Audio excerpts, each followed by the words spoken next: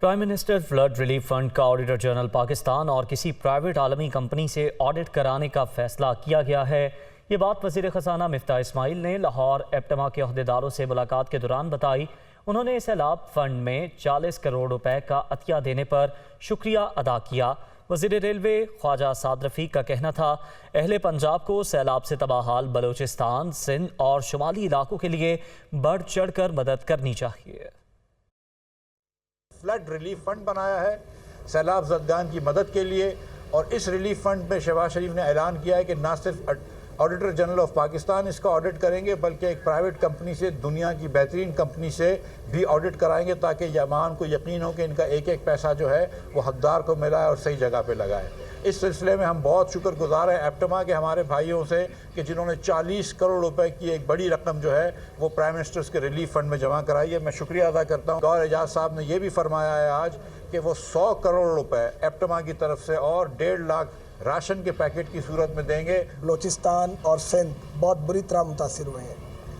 پنجاب بڑا بھائی ہے، اللہ تعالیٰ نے پنجاب کو اس آفت سے محفوظ رکھا ہے۔ اہل پنجاب کی یہ ذمہ داری ہے کہ ہم اخوت کے جذبے پر عمل کرتے ہوئے اپنے وسائل میں سے ایک خاص حصہ بلوچستان، سندھ اور ناردرن ایریا میں اور اسی طرح ساؤتھ آف پنجاب میں جو تباہی ہوئی ہے جن ایریاز میں، ان کی بحالی کے لیے اور ان کے ریلیف کے لیے ہم وہ وقت کریں اپنے وسائل کے اندر سے۔ ہماری ذمہ داری ہے کہ ہم اپنے جذبے کو بیدار کریں اور اپنے تباہ حال بھائیوں اور بہنوں کی مدد کے لیے آگے بڑھیں۔ وزیر اعلیٰ پنجاب چودھری پرویز الہی اور سابق وفاقی وزیر مونس الہی سے chairman Pakistan cricket board Ramiz Raja کی ملاقات ہوئی۔ ایشیا کپ فائنل میں قومی ٹیم کی جیت کے لیے نیک تمناؤں کا اظہار کیا گیا۔ وزیر اعلیٰ ہاؤس میں اس بڑی بیٹھک میں صبح پنجاب میں کرکٹ کے فروغ پر بات ہوئی۔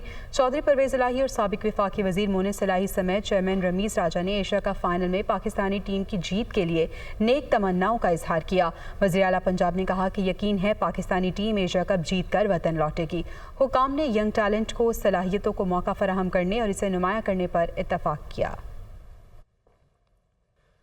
وفاقی وزیر آئی ٹی امین الحق نے سابق وزیر اعظم کو دوست اور دشمن پہچاننے کا مشورہ دے دیا۔